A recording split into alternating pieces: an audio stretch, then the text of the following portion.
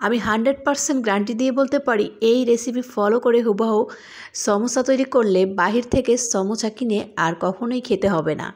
একবার বানিয়ে সংরক্ষণ করে রাখতে পারবেন পুরো 3 মাসের মতন। ঝটপট বাচ্চাদের টিফিনের জন্য এটা বানিয়ে সংরক্ষণ করে রেখে দিতে পারেন এবং অতিথি আপ্যায়নে এটা হবে একটা বেস্ট আইটেম। বিকেলে নাস্তার সাথেও কিন্তু একদম জমে যাবে। সুপ্রিয় দর্শক, আসসালামু আলাইকুম, welcome back to my channel Sharmin kitchens থেকে আমি শারমিন সবাইকে নতুন আরও একটা ভিডিওতে স্বাগতম জানাচ্ছি। আজকে আমি তৈরি করে দেখাবো চিকেন সমোসা। এটা বানানো যেমন সহজ, খেতেও অসম্ভব মজার। তো এই চিকেন সমোসা বানাতে প্রথমেই লাগছে আমার মুরগির মাংস। তো এখানে আমি একটা বড় সাইজের মুরগির মাংস নিয়েছি 1 পিস। আর এখানে একটুখানি আদা আর হলুদ দিয়ে আমি এই মুরগির মাংসটাকে একটু সেদ্ধ করে নেব। আদা আর হলুদ দেওয়ার কারণে মুরগির মাংসের থেকে এক্সট্রা যে একটা গন্ধ থাকবে সেটা কিন্তু একদমই থাকবে না।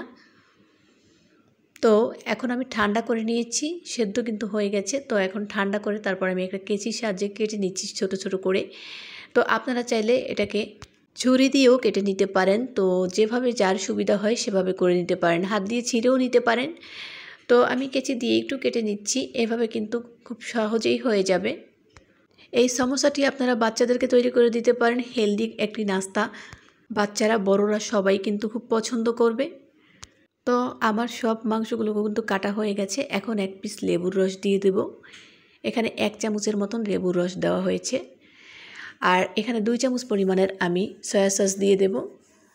আর দিয়ে দেব চিরা, এখানে 1/2 কাপ পরিমাণ চিরা নিয়েছি আমি। আর নিয়েছি পেঁয়াজ কুচি 1/2 কাপ পরিমাণ, ধনেপাতা কুচি দিয়েছি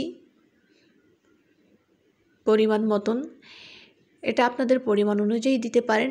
5 থেকে 6টা কাঁচামরিচ কুচি করে এখানে দিয়ে দিয়েছি। আর আদা আর রসুন দিয়েছি 1 চামচ পরিমাণ।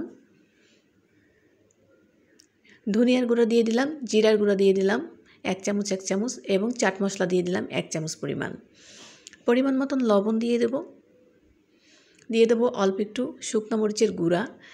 আর দিয়ে দেব এখানে 1 চামচের মতন কালো গোলমরিচের গুঁড়া, এটা একটু থেতো করে দিয়েছি। তো এখন সমস্ত উপকরণগুলোকে হাত দিয়ে মেখে নেব। এখানে কিন্তু কোনো পানি দেওয়ার প্রয়োজন নাই, এটা ঝরঝরাই থাকবে এরকমই। শুধু আমি একটা মেখে নেব, খুব ভালোভাবে সব মশলাগুলোকে মিশিয়ে নেব মাংসের সাথে। যাই হোক, মাংসটা কিন্তু মাখা হয়ে গেছে। এখন আমি 10-15 মিনিট এটাকে রেস্টে রেখে দেব এরকম। তো এদিকে আমি যে সমোসার শিটগুলো সেটা কিন্তু আমার বানানো ছিল। আর এই রেসিপিটা আপনারা দেখতে চাইলে আমার পেজে ভিজিট করতে পারেন, সেখানে কিন্তু রেসিপি দেওয়াই আছে। আর যদি একান্ত কারো লাগে অবশ্যই আমাকে কমেন্ট করবেন, আমি ভিডিও লিঙ্কটা অবশ্যই দিয়ে দেব। তো এটা যদি বানিয়ে রাখেন তাহলে কিন্তু একদম 6 মাসের মতন এটা বের করে যখন খুশি তখন আপনারা সমোসা তৈরি করে নিতে পারবেন। তো আমি এরকম বানিয়ে রেখে দেই। তো একটা জিপলক ব্যাগ দিয়ে পলিথিন পেঁচিয়ে এটা রেখে দিয়েছিলাম, একদম পারফেক্ট আছে। আমি ডিপ ফ্রিজে সংরক্ষণ করেছি, এটাও আমার 3 মাস আগের বানানো। তো এখন আমি সরাসরি এটা বের করে ফ্রিজ থেকে তারপরে আপনাদের বানিয়ে দেখাচ্ছি। এটা কিন্তু অনেকটা এখনও দেখেন আমি সাথে সাথে বের করে বানাচ্ছি। তো এটা আধা ঘন্টা আগে বের করে রাখলে আরও ভালো হয়। আর এদিকে আমি 2 চামচ ময়দা দিয়েছি। আর এখানে একটু পানি দিয়ে আমি এটাকে গুলিয়ে নেব, এটা আঠার কাজ করবে। তো এখন আমি পানি আরেকটু লাগবে, তো একটু পানি দিয়ে তারপর আমি গুলিয়ে নেব। মোটামুটি পাতলা একটা ব্যাটার তৈরি করে নেব, খুব বেশি পাতলা বা ঘন করব না। তো ব্যাটারটা প্রায় রেডি হয়ে গেছে। এখন এটা একটা সাইডে রেখে দেব। আর এখন আমি তোমাদের দেখিয়ে দিচ্ছি কিভাবে সমোসার বটটা দিতে পারো। খুব সহজে ইজিভাবে দেওয়া যায়।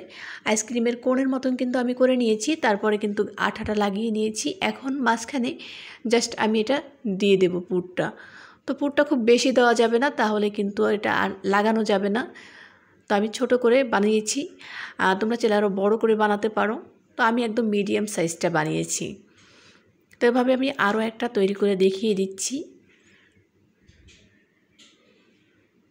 আশা করি বুঝতে পেরেছো, এটা তেমন কিছু বলার নেই, এটা দেখে বুঝে নিতে হবে। যাই হোক, এভাবে বটে দিলাম, হয়ে গেল সমোসা। তো আমি এভাবে সবগুলো সমোসা একই প্রসেসে বানিয়ে নিয়েছি। এই পর্যায়ে চাইলে তোমরা সংরক্ষণ করে রাখতে পারো এভাবে বানিয়ে। সেটাও কিন্তু অনেক দিন পর্যন্ত সংরক্ষণ করতে পারবে, প্রায় 2 মাসের মতন। তো এখানে তেলটা গরম হয়ে যাওয়ার আগেই আমি সমোসাগুলো দিয়ে দিচ্ছি। তেলটা পুরোপুরি গরম হয়ে গেলে কিন্তু সমোসাগুলো পুড়ে যেতে পারে। তো এখন লো হিটে এগুলোকে ভেজে নেব।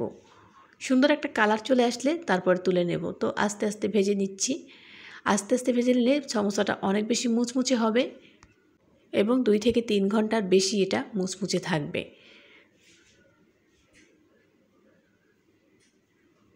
তো খুব সুন্দর একটা কালার চলে আসলে এটা তুলে নেব।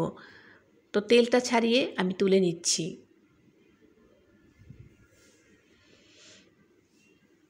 তো সবগুলো তুলে নেওয়া হয়ে গেছে। বাকি যে সমোসাগুলো ছিল সেগুলোকেও আমি একই প্রসেসে ভেজে নেব। আমি কিন্তু চুলার আঁচটা এখন কমিয়ে দিয়েছি আরও, কারণ তেলটা এখন অনেক গরম। তো ভাজা হয়ে গেছে, আমি সবগুলো সমোসা তুলে নেব।